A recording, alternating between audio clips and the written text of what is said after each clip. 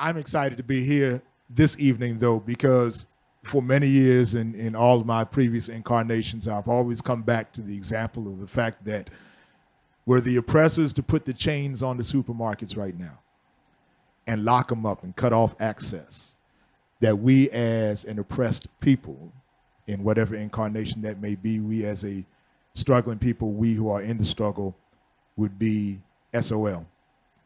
Because we have gotten into a place where we have lost a lot of the land and the land sovereignty, and all of these matters play into food justice, especially for those of us in the African diaspora. When you look at the land loss over the decades, over the past century, compared to what we had, when you look at the fact that our access to food is severed and very, very poor in many places, especially throughout what we call the hood, we have work to do. I'm so glad that our speaker is here tonight to talk about that and that crucial thing in terms of the book she is offering us. Leah Penniman is the founder. I want to tell you this organization's name right because it is powerful. One of the directors of Soulfire Farm up in upstate New York in Grafton, an organization that she founded in 2011 with the mission to end racism in our food system and reclaim our ancestral land and our ancestral connection to the land, speaking as a member of the African diaspora and of all of those oppressed peoples. There's so much more I could tell you about that. I'd rather her tell you yourself. The book is available for purchase throughout the talk, so please welcome, talking about farming while Black. Make some red lemons noise for Leah Penniman.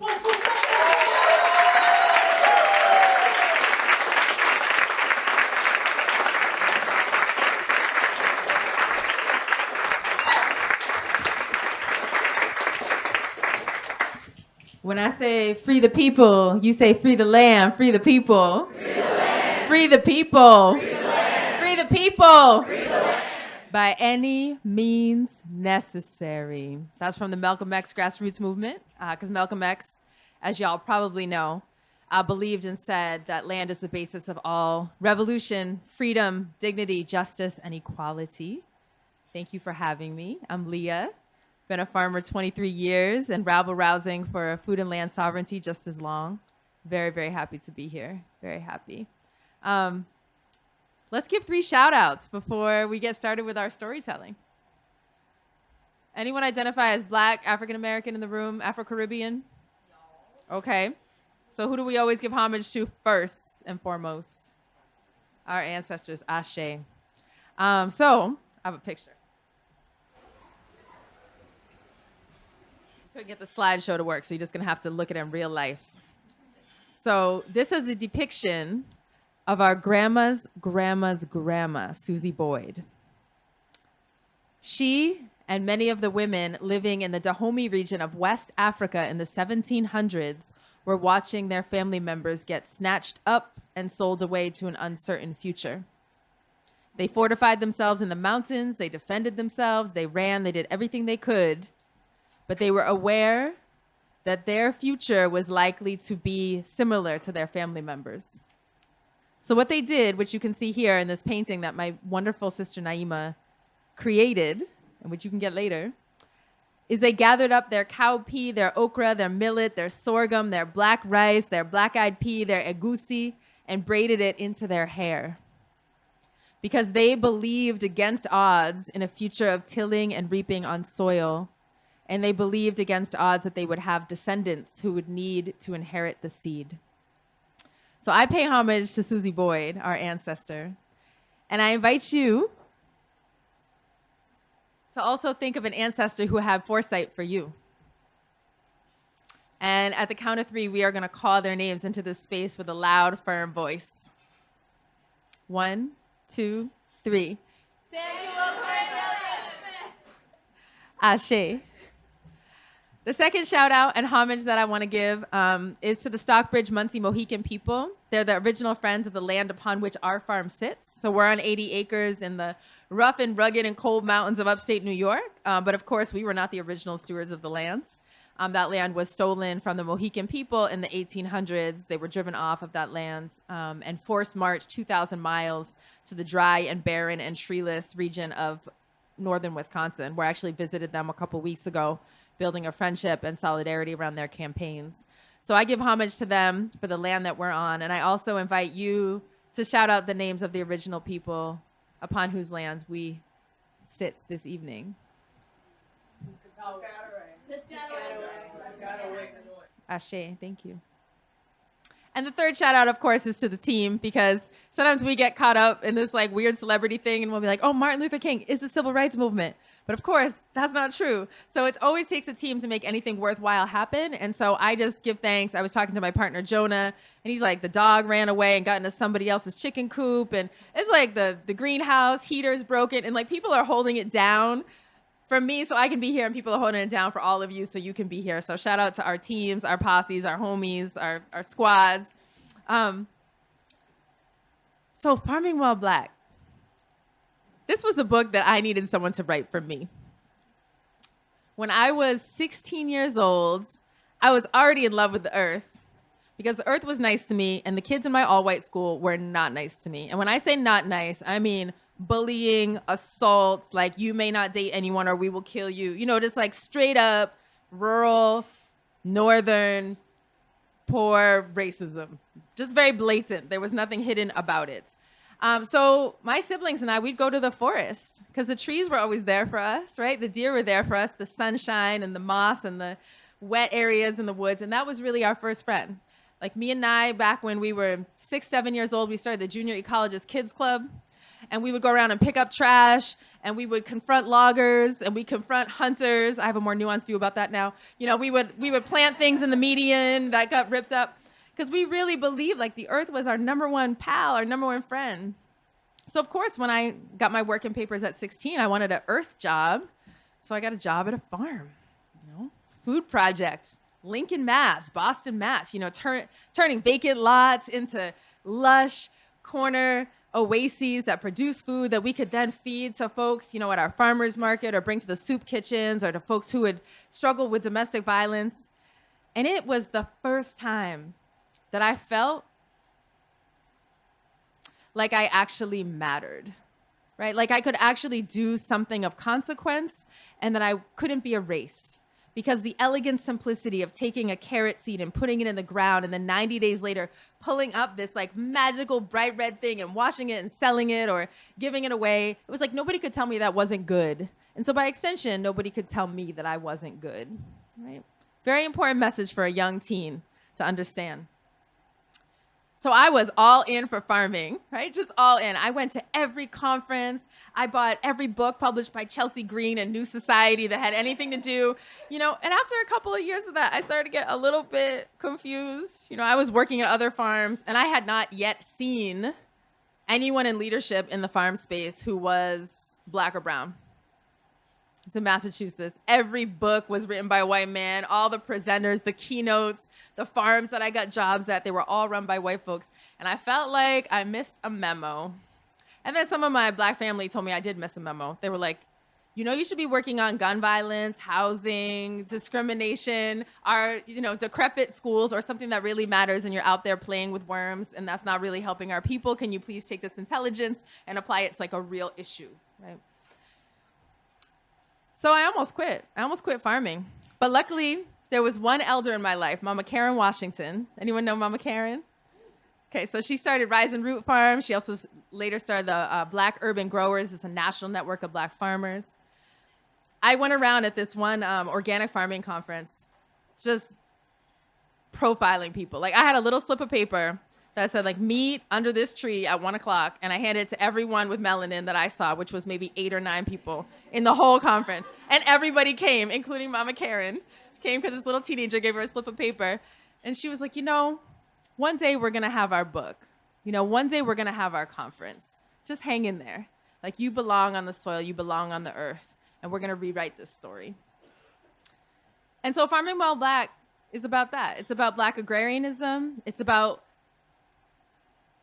how our noble and dignified 10,000 years of innovation and belonging on land is deeper and wider than the 300-400 years of land-based oppression that we've experienced, right? It's about how to do it, you know, how to do Soulfire, how to make a life on land.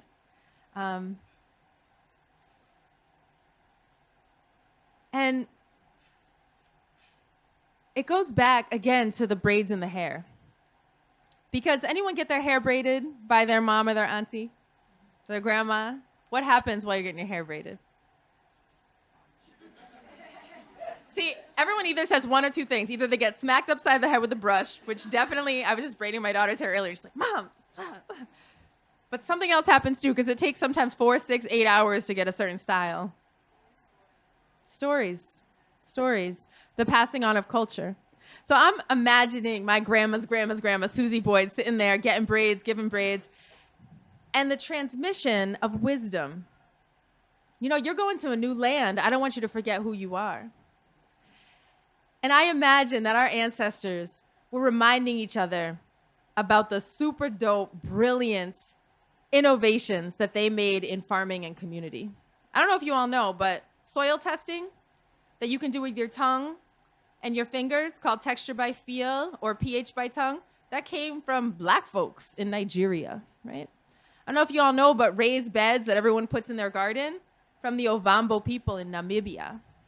What we call permaculture, agroforestry. There's dozens of systems, including the Jardin Lakou of the Igbo people, which they took to Haiti, right? Vermicomposting from Cleopatra. Learning how to ferment and preserve foods in ash and underground from Burkina Faso. The first irrigation in the Sahel Desert, the Fogara systems. The first work parties called Kombit or Dokpwe in the Dahomey region. The first credit unions, which we now call Susu in the Caribbean, but they started by women in West Africa. The dark earth, which is like Terra Preta in the Amazon, but the African woman's version was so ubiquitous and essential for everyone to contribute to that you can literally take a soil core in Ghana and count like rings on a tree the generations of communities, because they've added that thick bone char compost every single year, right? All this knowledge, all this wisdom being passed.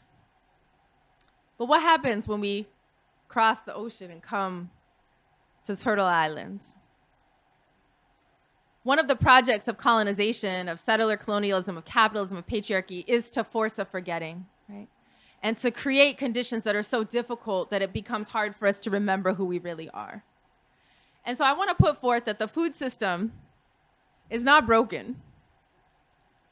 It was designed to work exactly as it does, right?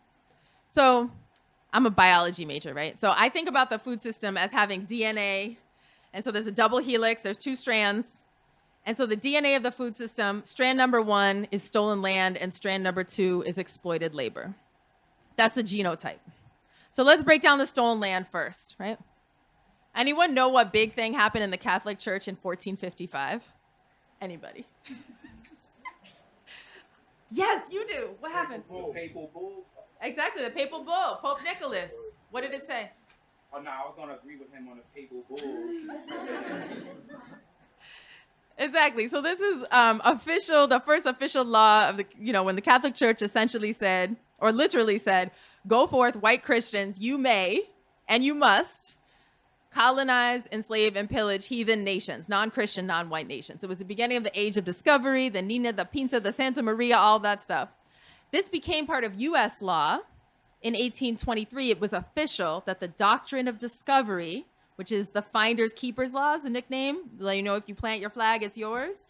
That became codified with the 1823 Supreme Court case and has been upheld many, many, many times to justify the attempted genocide and dispossession of Native folks from the whole continent. Anyone guess most recently when the Supreme Court upheld the doctrine of discovery? 2005. The Oneida Nation, right in my state, sued the state because they had 16,000 acres of treaty lands that New York just took. And they were in court for 250 years to get that land back until it went to the Supreme Court, who said, I'm sorry, the flag was planted. You are a domestic dependent nation. You have lost your sovereignty as soon as white settlers put the flag. 2005. So we've never rectified that history, right? And even when other communities of color have tried to gain access to land by using the white man's structures of getting a deed, there's been a lot of blockages.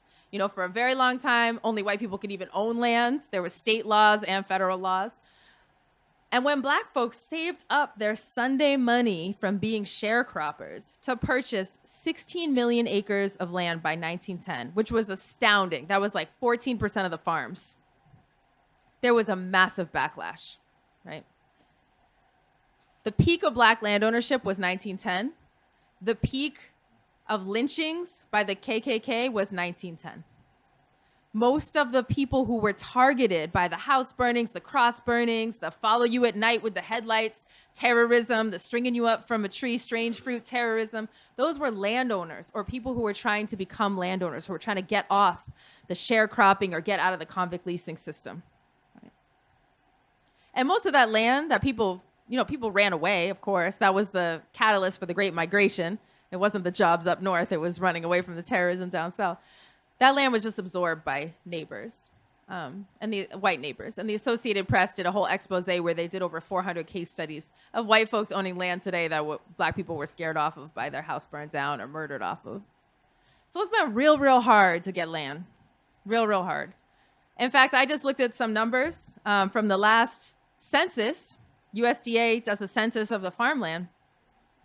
Anyone guess what percentage of the land is owned by people of color in this country today? Yeah, less than 2% of all the land is owned by, if you combine Black, Indigenous, Latinx, Asian folks together, all people of color together, own less than 2% of the lands, right? Less than 2% of the land. That's actually more racially skewed than it's ever been in history. Right? So that's one strand, right?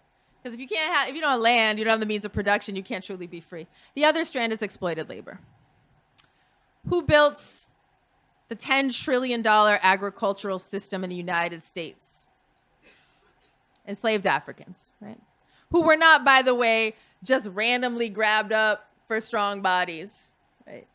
Europeans came from a cold climate. Rice didn't grow there. Cotton and tobacco didn't grow there.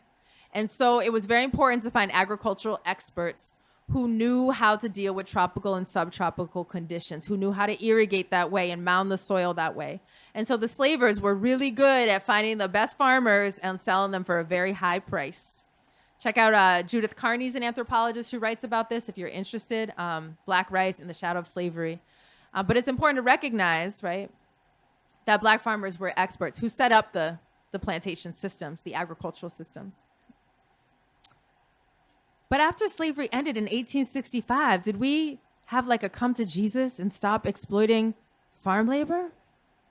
We did not, and we still have not, right? It morphed into convict leasing.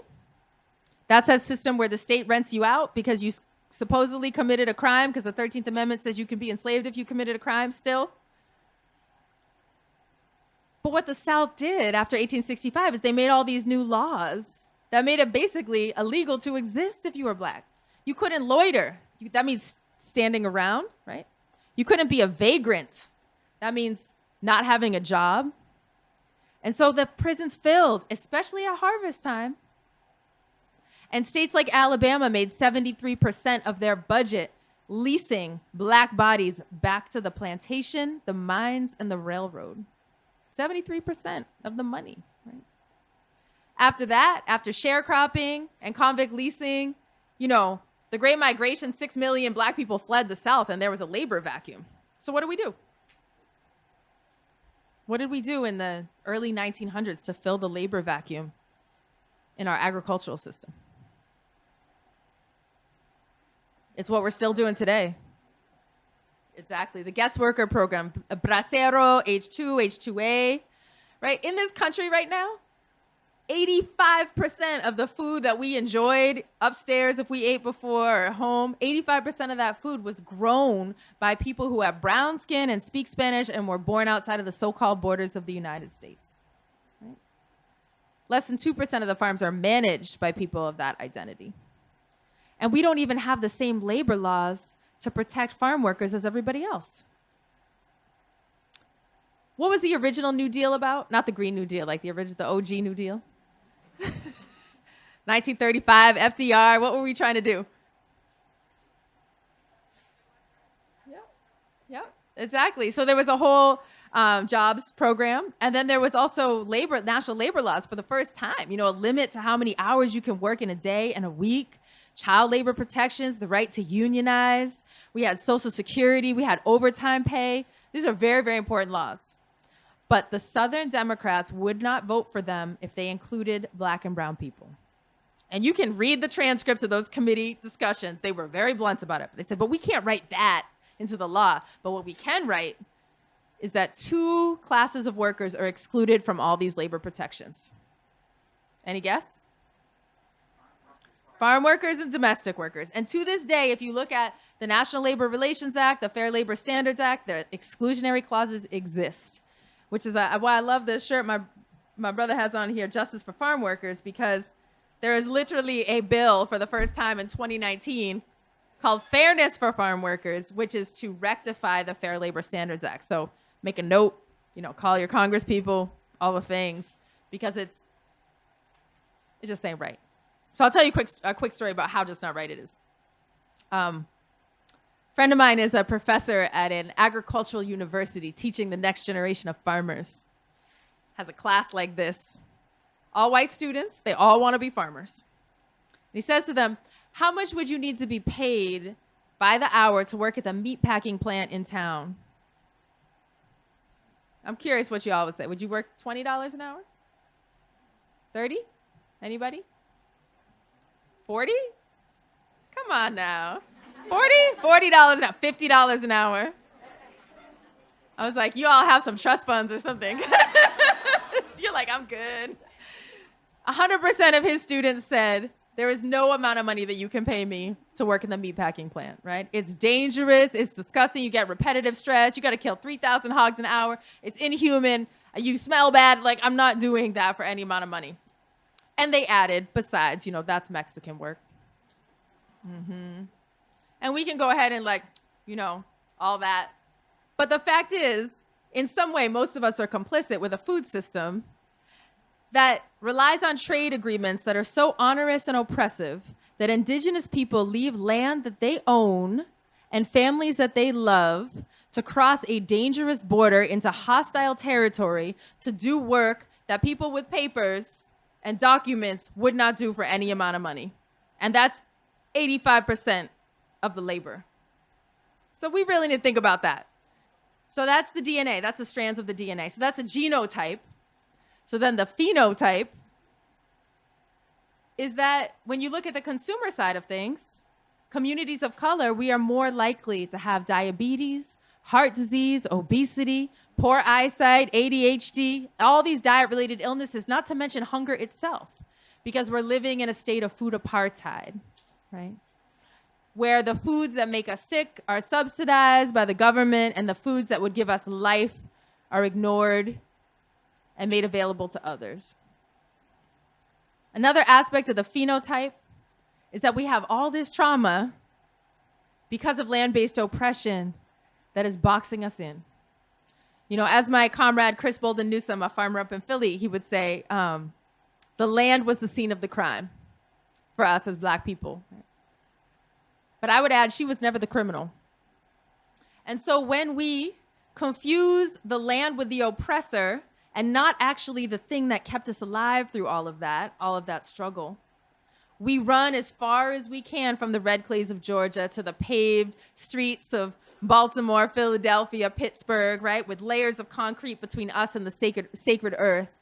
And then we go around with a little gaping hole in our hearts, a little question that we can't find the answer to. Because in Black cosmology, the ancestors communicate to us from the earth, and the earth herself communicates to us through the soles of our bare feet. And so if we're all cut off from that, we don't have that source of belonging and healing and wisdom. It's been taken. And of course, the phenotype of the food system is also the destruction of that sacred earth. Industrial agriculture, the #1 driver of climate change, of water withdrawals, of land use conversions. And again, it's not going back to the seas and the hair. It's not that we don't know how to do agriculture right. It's that we've prioritized the profits over the people and the living and sacred soil. But what I love about our people and what I love about our ancestors is as much as there's been oppression, there's always been 10 times as much resistance, right? I was thinking about how, when settlers and colonizers first got to the Great Plains and took a plow to it and turned it all up, half of the carbon escaped from the soil into the atmosphere. The organic matter went from 9% to 3 or 4%. It was the first spike in atmospheric CO2, the first jump towards climate change, the first major degradation of soil. And then I think about Dr. George Washington Carver at Tuskegee University in Alabama in the late 1800s, and in the middle of all this, in the middle of this rape of the soil, of this carbon extraction. And he's meeting with farmers and saying to them, the Bible says, whatever you do unto the least of these, you do unto me, speaking for God. And that refers to the soil life. Dr. Carver, famous for the peanut, right? But the reason he was all about the peanut is because it's a legume. And legumes are magical alchemists. With their buddies, rhizobial bacteria, they take that nitrogen out of the atmosphere, they put it into the soil in an organic form, they heal up that soil, they make it so the plants grow. So Dr. Carver was convincing farmers to take their land out of cash crops, put it into cover crops to restore the soil life, because God said so, because otherwise they wouldn't listen to him, right? And was teaching regenerative agriculture, organic agriculture in the university a generation before Rodale, the so-called father of organic agriculture, right? I think about Fannie Lou Hamer and Freedom Farms. When sharecroppers were getting kicked off of their land for the audacity to try to register to vote or the audacity to join the NAACP, people like Fannie Lou Hamer were like, well, we need our own land then. And so I'm going to create a cooperative farm with 70 acres. And we're going to have households come and join in, and a livestock bank so you can set up your own farm, and scholarships and burial fees. Because Fannie Lou Hamer, she admonished those young activists, just like you were saying. If you have 400 quarts of greens and gumbo soup canned for the winter, nobody can push you around or tell you what to do. If you don't have anything canned up for the winter, as soon as they shut down that grocery store, you're going to be down on your knees going, yes, massa, whatever you want, because I'm hungry, right? And so resistance can't just be political and abstract. It needs to be concrete and about survival. Right? I think about the Black Panthers and how the main thing they were doing was a breakfast program to feed 20,000 children breakfast every morning in Oakland, as well as a free grocery store and a school and a clinic and rides for elders to get to their appointments and reintegration into society for folks coming out of incarceration. I think about Dr. Watley, who was another professor at Tuskegee University, who was seeing that the farmers weren't making any money in the wholesale market. And so he said, forget about that. Don't try to sell cotton or tobacco monocrop anymore. What you need to do is to grow fruits and vegetables and herbs, diversified. And those city folks that are thirsty for the countryside, you're going to let them come to your farm as members. You'll make a newsletter so they feel connected and they get updates. They'll pay a very small wholesale fee for the privilege to harvest their own food on your farm. Yes, they will pay you to harvest the food on your farm. And we're going to call it pick your own, right? Anybody ever do that before? Apples, strawberries. So Dr. Carver came up with pick your own, the CSA, right? The direct farmer to consumer. So all along we were resisting and we were remembering, right? The Immokalee workers were remembering. Cesar Chavez and Dolores Huerta were remembering and resisting. The Haitian peasant movement resisting Monsanto by burning their GMO seed at the ports after the earthquake were resisting.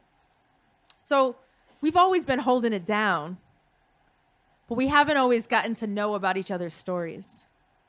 And when we hear the stories of resistance, we can feel the echoes and the memories rising up in our own bodies and inspiring us to be our whole selves.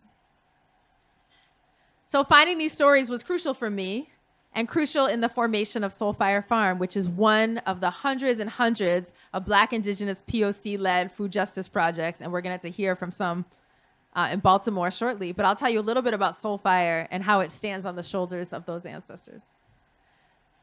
So we found this rocky, kind of busted land back in 2006. It was the only thing we could afford. It's in the middle of Trump territory. And it took us 4 years to build up 3 things. One was the soil, because it was ravaged. It was only this deep. And all those methods I was telling you about, the vermicomposting, the dark earth, that was us healing the soil from 2% organic matter to 12, right? That was the first thing it took us 4 years to do. The second thing was to build human habitat. We were like, we got the land, we paid it outright, and then you realize like, oh, building a house and a septic and a well and a driveway, that's a lot of change. We didn't have a lot of change, but we did have a lot of grit and some muscles. So we're literally in there like digging the foundation of our straw bale timber frame solar house by hand. It took us months. After we were almost done digging it, we realized we dug it wrong. Because, you know, if you want a solar house, it needs to face south. But like a magnet, like if you're looking at a compass, like magnetic south is not the same as solar south. And I didn't pay attention in earth science. It's 13 degrees off. That was cute. But we don't give up. A few more months in the hole, right? So that was the second thing we had to build up. And the third was relationships with these neighbors who, let's just say, were skeptical about what we were trying to do. But we were into finding the human core, you know, so we were trading our pasture-raised chickens for the venison that we let them hunt on our lands and just building it in. So now we're 9. We're a community of 9 people on the farm, and we do 3 main things. Number 1, we grow food using the methods of our ancestors and feed the community at whatever they can afford. So every Wednesday, 100+ boxes get stuffed into a creepy white van and get driven to Albany and Troy, which is our local community, to doorstep, dropping off the box to our members, Watley style, right? Netflix for vegetable style. And we make sure that every person who's a refugee, a new American, or a returning citizen in our community gets offered free food paid for by their neighbors. So that's the Solidarity program. That's number 1 thing we do. Number 2 is training up and inspiring and equipping the next generation of Black, Indigenous, POC farmers. So we're running training programs for our babies up through our elders. We have things all in Spanish for our farm worker community, which I'm using that word in quotes because they're farmers who work for wages, who we've deemed as a separate class of people, but they're farmers. And we have apprenticeships. We have our, you know, all the things. You can learn seed keeping. You can learn to build a house. You can learn to marketing, everything.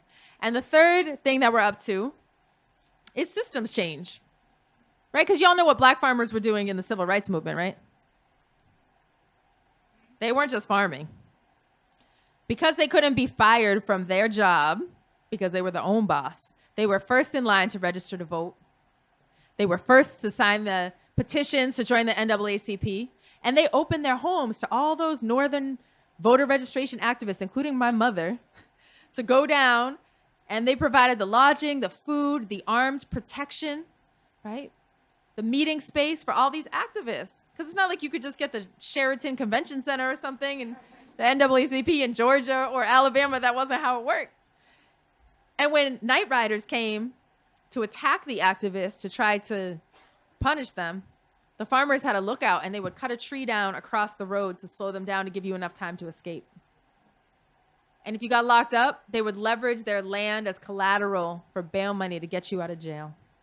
So quite literally, there would be no civil rights movement without landowning Black farmers, right? So we take that to heart. Like, how do we contribute to a broader movement, to real systems change? So we work very actively. There's a national movement toward reparations that we're involved in. We're working on policies like weighing in on the Green New Deal, weighing in on the Farm Bill. We provide training and meeting space for activists from everything from working on mass incarceration to our queer trans community, making sure our space is available, safe space is available. And most excitingly, for me personally, we've been in collab with the tribal community in the Northeast to create a land trust together so that we can request reparations of lands to be and rematriation to be given back to Indigenous and Black community in collaboration with each other, which is hard, super hard.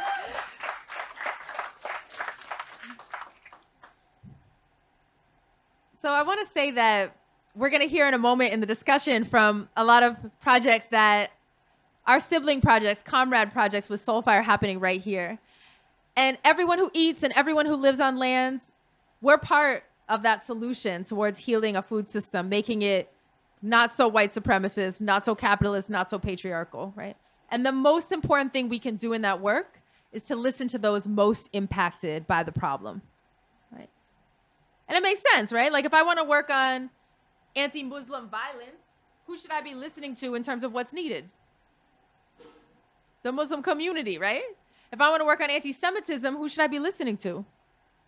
The Jewish community. If I want to work on veterans' rights, who should I be listening to? Right? Exactly. But we get a little confused when it comes to like racism.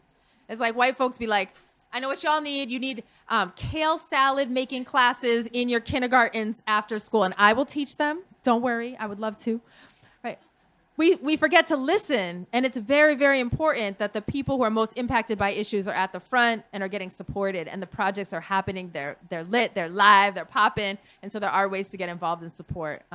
Certainly for Soulfire, if you want to get involved, you can hop on our website, soulfirefarm.org, and we have like take action and volunteer days and all kinds of fun stuff. We would love to see you.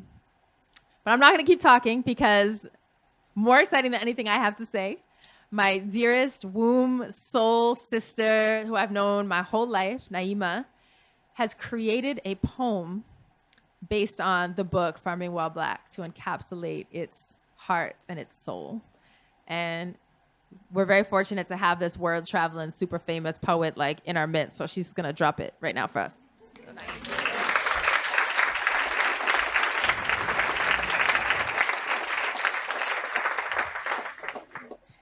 Peace, family. So this poem is in the voice of the soil. It's called Black Gold. Thank you, Leah. I am evidence of love under fingernails, kneecaps stained from kneeling to pray, sacred remains of yesterday, fertile with future. I am musk after rain, soft, firm, unconditional embrace, bosom of returning. I am the earthen floor, slapped with soles of feet, origin story and sorcery. I am vast in cosmic compost, sand, silt, stone, composition of decomposed bone and primordial ferns reborn. I am sun, turned to rot, particles of stardust heaped in terracotta pots, this thing the living clings to. Nascent seedlings, ancient tree, this melanin-rich thickness, dripping mineral and mystery. I am galactic blackness, hummus of fecundity. I am mud, clung to cassava root in the lower holds of slave ships. The soggy clay I raised up sugarcane, fed cotton profits of enslavement. I am arid trails, damp with tears of dislocation. Earth snatched from Japanese farmers, grass thrust into concentration. I am gang raped by colonization, who changed its name to capitalism, but retains the same enslavement. The erasure and breakage of all my relations for global market chocolate whose growers face starvation. I am the sweet smell of freedom. I am promised past plantation, the ground under Harriet's railroad, the cracks in pavement post-migration. I spawned the roots that pushed through shoots that subverted subjugation. I am loam, lush with nitrogen in Dr. Carver's legume fields. I am the calcium in the Panthers' free breakfast meals. I am cooperative acres Fannie Lou Hamer made real. The once toxic lots Hattie Carthen's garden plots healed. I am ashes of burned Monsanto seed stamped under the feet of Haitian revolutionaries. I am red hot with tomatoes from Taco Bell boycotts fertilized by the fruit Immokalee farmers left to rot. I am proof of life after death. I am dawning from decay, mass graves in my belly, my open palms spawn gardens. I am transmuter of toxins, cauldron of embryos, cradle of coffins, atmospheric alchemist sequestering carbon. I am bleached, stripped, strained by purveyors of pipelines and mountaintop explosions, erosion of homelands dissolved to ocean, borderlands encroaching. I am choking. I am swept up and stepped upon, guzzled by the gluttonous. I am paradise paved over, poison drenched, drained of sustenance. I buttress monocultures of monopolies to feed cultures of injustice. I am cultivated by machete. I am defended by cutlass. Silent utterance, I am thunderous. Beneath all these layers of concrete, I am under it. I am umber, ochre, saffron, sienna, crimson, cinnamon, cocoa brown, and ebony. I am gold, gold, gold. You are soiled, filthy, black, dirt, rich. You are soul, soul, soul. Take me in your palms. Breathe in my memory. Remember me. Fall soft where you belong, my seed. I need you. The future depends on me.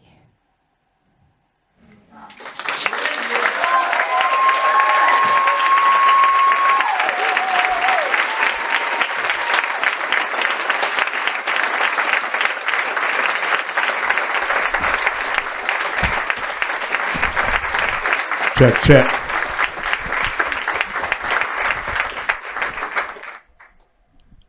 That was fire. Thank you, Naima. Some of y'all don't know nothing about climbing poetry. You need to go online and find out for the reasons you just heard. That's a whole other conversation. That's a whole other night right there. Leah's dropped mad knowledge on us, and we have to unpack some of that. I know you have some questions and some comments. If you are able to reach this microphone, that would be good. And if we could just kind of keep a little bit of a line right here. We want to keep our comments or questions real brief. All of us could go for about 20 minutes, given the power and the knowledge that has been shared tonight, but we can't do that tonight. So if you can keep your comment or your question very truncated and very brief, and we will invite you to come up. We, as we do always at Red Emma, certainly want to make sure the diversity of even our question line is evident. So we will look at that. However, if you do have something, we do want you to come up and offer it very briefly. And we have some time for some questions. I know that we will have to cut questions off probably before they're finished. I will apologize in advance if I tap you on the shoulder and say that we won't be able to get yours in, because we could go for 2 more hours, I'm sure, discussing it, with that just not as feasible. But if you do have a question, we want you to make your way up to the microphone right now. If you're unable to reach the microphone, I'm sure that if you say it real loud, we'll make sure we relay it, or Leah can state the question from the microphone if you are not able to reach this mic. All right? If I can add something too, I would especially welcome if folks are doing Black Indigenous-led food projects here in the city. We would love to hear from you and how folks can get involved. So please speak up.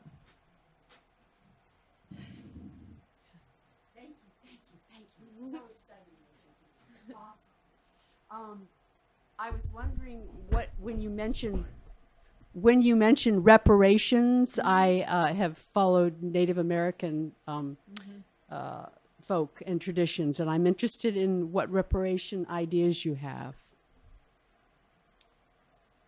That's a huge question. I like to tell stories, so I'll tell a quick story. Baba Ed Whitfield, civil rights veteran, former Black Panther, he talks about reparations in this way. He said, imagine your neighbor stole your cow. Everybody saw who did it. 2 weeks later, comes to your house with tears in his eyes, apologizing for the audacity to steal your cow. I'm so sorry. I feel remorse. I'm going to make it up to you, though, says your neighbor.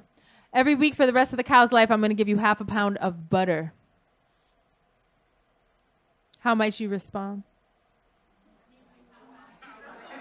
Give me my cow. I would like my cow back. It's not a trick question. You want your cow back. And so reparations is really very important to look at what fundamentally needs to be returns, as opposed to these little dribs and drabs we sometimes get with upliftment projects in our communities, right? And every community gets to define what reparations looks like for themselves. And I know it's very different for Indigenous communities. A lot of folks like, we don't want money, we want our land, period, right? I've heard in a lot of Black communities, no, we would actually like the universal basic income. It's gonna depend. I will say the National Black Food and Justice Alliance is working on a reparations platform. What it will likely look like is both a land bank as well as a capital pool that will be soliciting resources for, that will be managed by Black farmers and land-based folks in terms of how that's distributed. But again, I'm just speaking for that one community. We do have, for now, if you go on our website, we have a reparations map. That's a person to person. So if you're interested in donating to something or just seeing what's on there, there's a lot of Black and brown farming projects that need anything from a hug to a tractor. So you can directly contribute those things on the reparations map.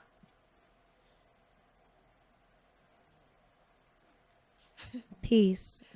Thank you so much for coming and being here. And thank you for that fantastic spoken word. Two of my very best friends, Faven and Eleni Cruz, came to the workshop that you had. And I wanted to know if you'll be having any more. They told me I should definitely go. But when I looked it up, I was like, oh, it's over. And I didn't see if there were going to be any more Black and brown people farmers trainings. Oh, yeah. And I was hoping if there would be more. Thank you. Thank you so Say much. hi to Eleni and Faven for me. That's amazing. No, once in like Soulfire Fam, always in Soulfire Fam. So Eleni got me into herbalism, and Faven and I were in the same permaculture course with Starhawk. Amazing. So they were like, we both met each other. I'm like, so two of my best friends met each other at least. Okay. So now, and I have, okay. So the short answer is yes. We have programs for over 1,000 Black and brown farmers every year. There's the week-long BIPOC Fire. The apps just closed for that. They're open from like January to March 15th. But we have our one-day workshops, and then we have like traveling things. Everything's on our website. Okay. So we usually open our applications like January 1 and then have them open for a few months and things. Okay. Maybe next year, I hope to be. No, there's some things that are, check out the advanced workshops. Okay. Okay. Thank you so much Cool. again. Yeah. Amazing.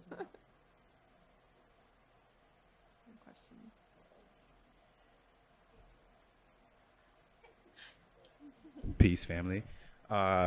So I work at Whitelock Farm, which was established and led by white people from its inception all the way until this year, where we had a turnover where Miss Kimberly, who's a wonderful lady, Mama Kim, I know people in here know her.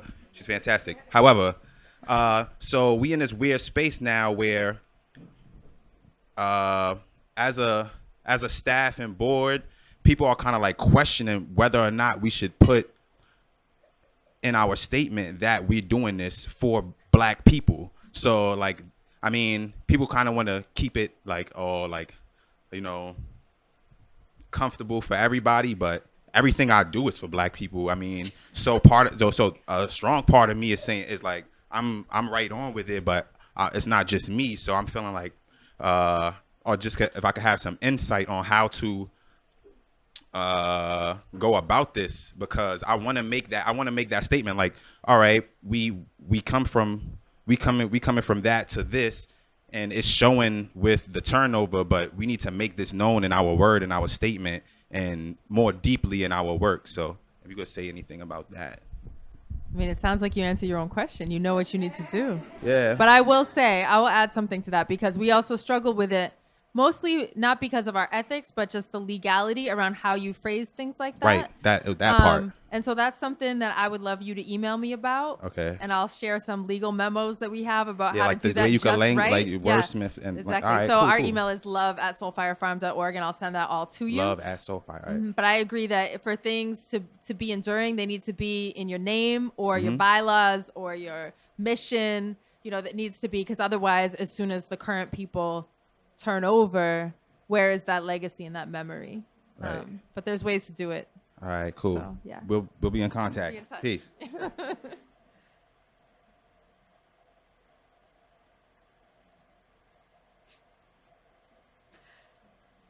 Hello. Hi. I just want to say that I'm so grateful that you came to Baltimore.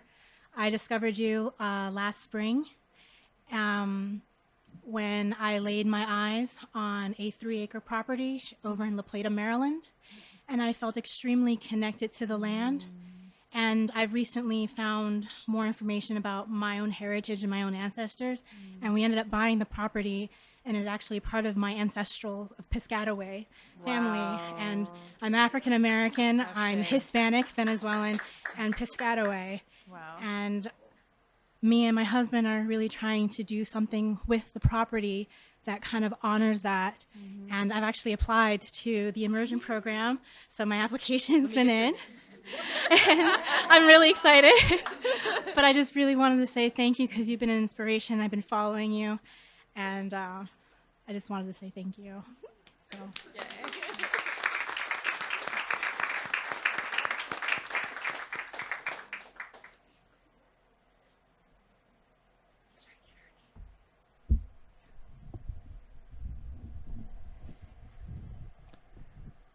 This is the sound not of emptiness.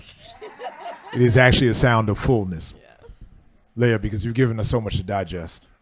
And it's going to be a while before all of us process out some of the things you said and have come back again and again and again, and will come back again to some of the knowledge that you have been dropping on everything from the grassroots work that you are doing to couching it in this historical context all the way back to the age of conquest and everything in between. And you even brought in and the dope spoken word from your sister even brought in the Coalition of Immokalee Workers. I don't know if y'all picked up the tomato reference that Naima made, but that actually has to do with the Coalition of Immokalee Workers, which also is what this t-shirt is from that you referenced. So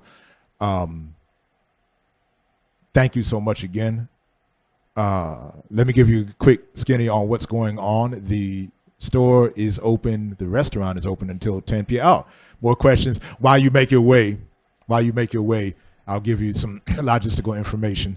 The restaurant is open till 10. Last order is at about 9:20 or so. If you wish to put something in, and therefore you will have plenty of time after we break up here to go and get something to eat. The bookstore is open until 9. We do have more copies of the book back there. So after we break up and I scurry back there, you'll be able to get them.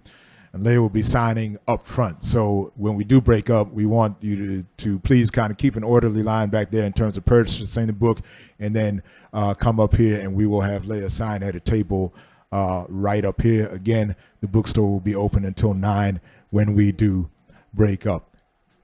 You had a question, Russell? Yes.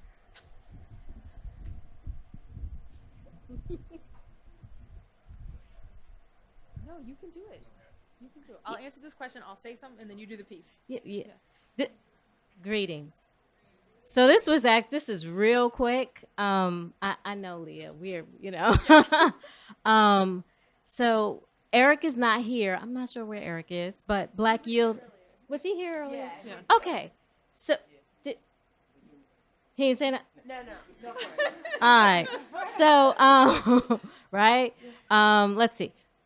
Farm Alliance of Baltimore, for those who don't know, there is a Farm Alliance of Baltimore that's made up of about 14 urban farms in the city limit. A lot of people don't know that Baltimore actually has like farms in the city limit. Strength to Love, which is a farm that deals with reentry, that Denzel, who started the first farm, Five Seeds Farm, he runs that one. Let's see, Black Yield Institute is an organization that really deals with sovereignty. There are projects happening right now. They have a screening of the film Strange Fruit, which is a documentary coming up, and a food co-op is opening in Cherry Hill. And I would ask that you support that as much as possible, because I'm sure that that is going to be the test case of what's possible. And we know that East and West Baltimore are primarily Black. In the part of Cherry Hill is Black. So I'm just saying, if you could support that effort, that would be great. So those are two things that I know that are happening right now in Baltimore around farming.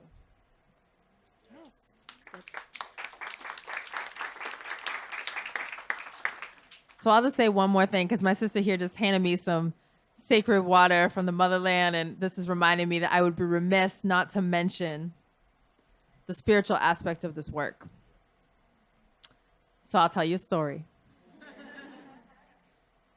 When I was in my early 20s, I did what a lot of Black Americans do, where you go back to Africa and try to find yourself. They're so generous with us. Like lost and confused. But anyway, I was adopted by the Queen Mothers in Ghana, West Africa. It turns out the community where I was from, 6 generations back. And the Queen Mothers had a way they liked to play with me a little bit, which was to find out what life was like in America, ask me these questions. So they would call me in. Each morning I would go see them, and they say, Amidede, that's my name there, means Saturday born, first girl. Amidede, come. We have a question for you. Is it true that in the United States, the women will be stirring the soup and the man will be adding pepper? And you're like, yeah, like gender's different, The next day, Amidede, come.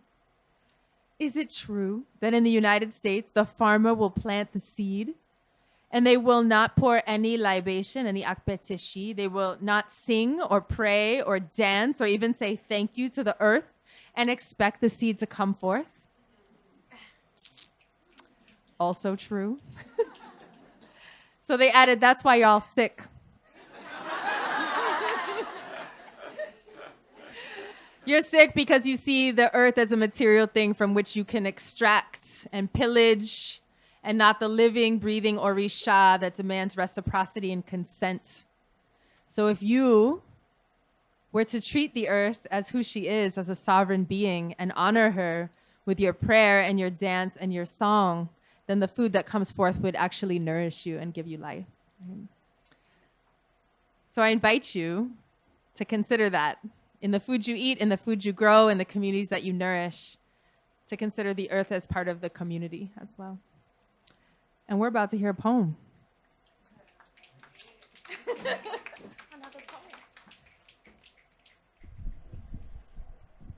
To find out more about the group I just mentioned, which is what we're going to talk about, go to ciw-online.org, ciw-online.org. They are the Coalition of Immokalee Workers. I've had the privilege of being an ally with them for a number of years now and emceeing events and rallies with them. They're based down in South Florida. They pick many of the tomatoes that come, especially this side of the country. A lot of the winter half of the year, the tomatoes that you get, they come from a little place called Immokalee down not far from Fort Myers. And so they've organized, if you remember the Taco Bell boycott that was mentioned, that Leah and Naima talking about the boycotts and the tomatoes. They were the ones that organized that Taco Bell boycott. They were successful in bringing together allies in the faith community and the NGOs and so forth to build momentum and pressure to put on various companies. So after that, they brought McDonald's to the table. They were able to bring Burger King to the table, Sodexo, Aramark, Trader Joe's, Whole Foods. Right now, there's a boycott of Wendy's on, all right? All right, so leaning on Wendy's. They were even, in terms of this area, able to lean on Giants parents company. So they've been able to do amazing things. They are leaning not only on Wendy's, but for those of you that know Georgia or Florida or that area of the country, Publix is the number one supermarket in that area. And so this was written for a rally that we did against Publix. As I bite into a delicious Jubilee, I'm forced to wonder if the person who picked it is even free. You see, I grew up with the noble images of those who collected the fruit of the earth and idyllic scenes perfected by peaceful farming life. No oppression, no strife. At least that's what they told us. Brainwashed us with some wholesome images of bill of goods they sold us because the goods that come to us are often brought to us through pain they don't tell us about. So when the workers cry out, we react with doubt.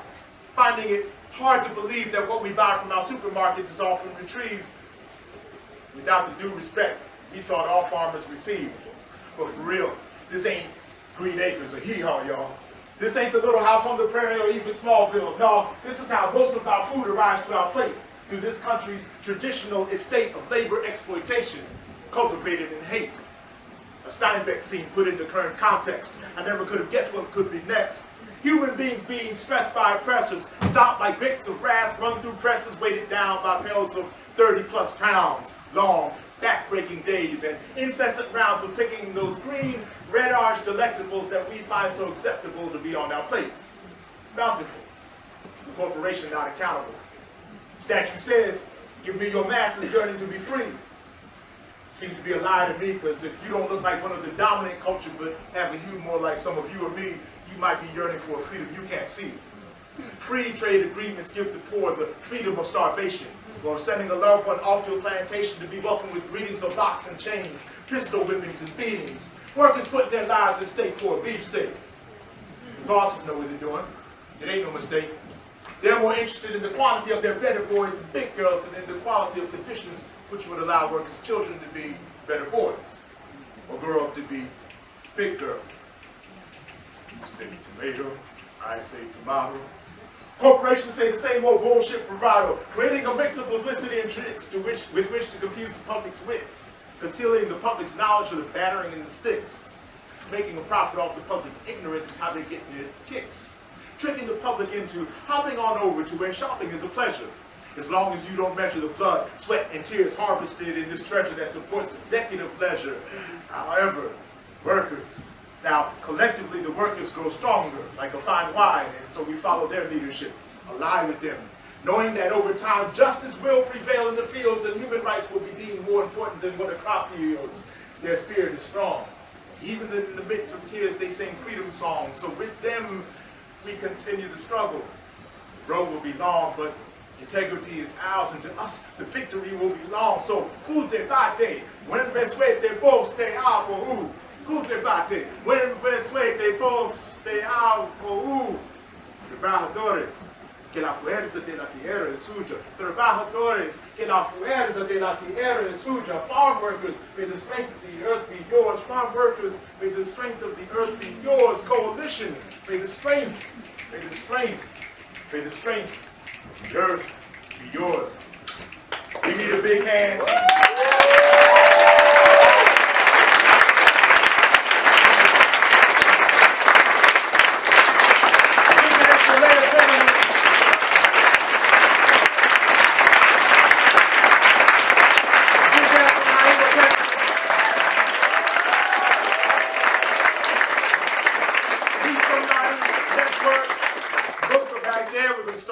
Right down here. Leah will be signing up here. Please keep that nice and steady.